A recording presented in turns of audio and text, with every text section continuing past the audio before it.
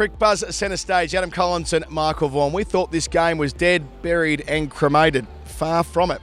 The door has been opened up by England this afternoon through some steady and patient batting between the two Joes, Denley and Root.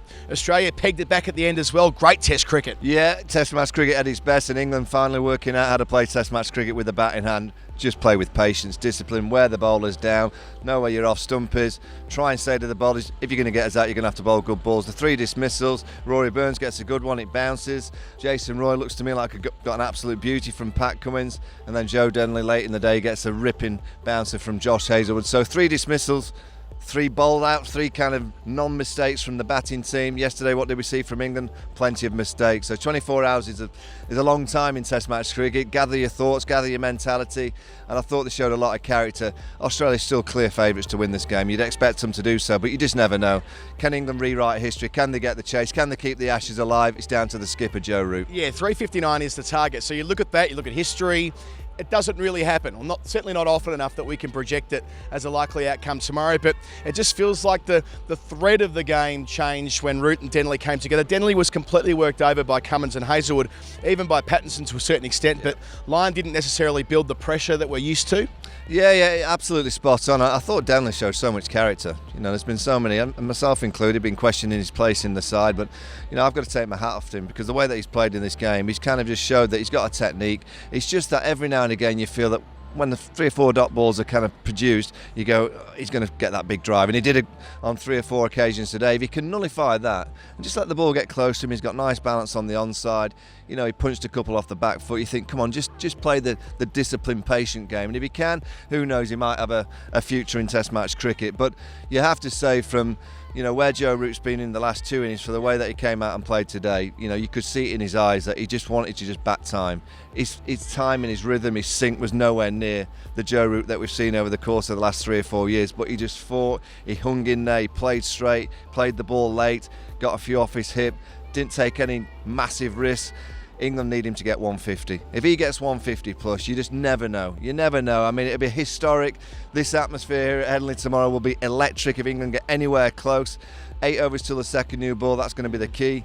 This pair have to be at that second new ball, and probably 20 overs after, they still have to be there. They need one big more partnership, and it probably has to be between these two, because Joe's in, he's just found a bit of form. Ben Stokes, on the back of his 100 last week, he's got a bit of confidence in that mind.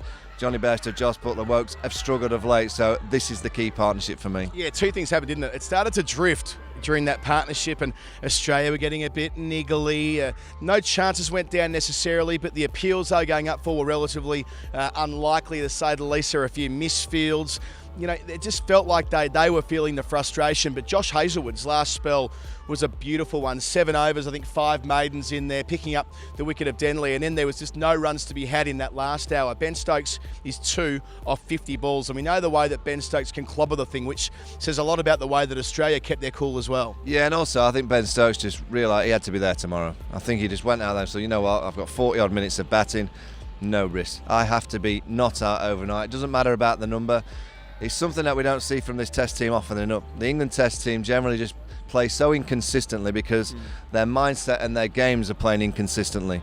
The way that they played today is the way you play Test match cricket. Just nullify the bowling attack, very good bowling attack, patience, occupy the crease, technique, all the kind of old adages that we talk about all the time. But it's Test match cricket for a reason.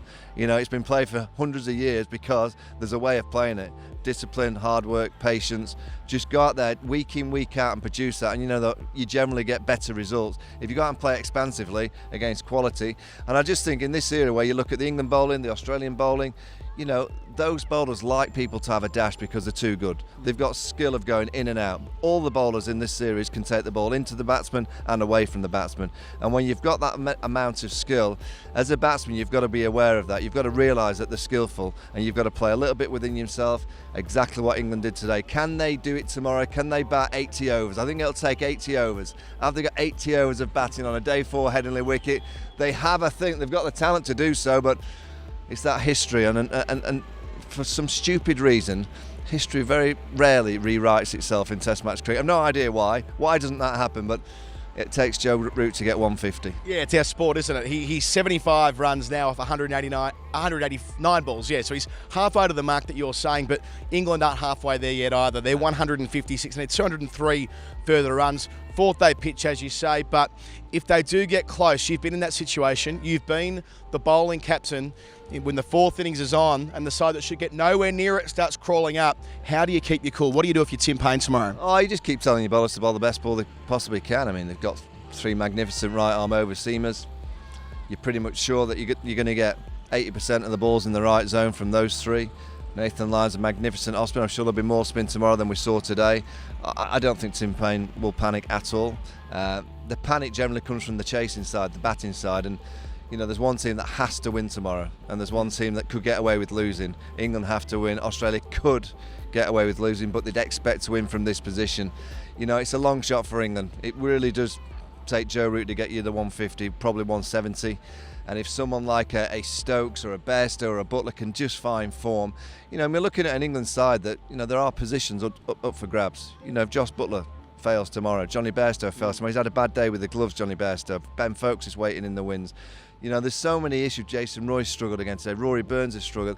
I think tomorrow's a massive, massive day for a lot of these players in the England team. If England get over the line, you don't make a huge amount of change. You kind of go, we got away with it here and we go to Old Trafford.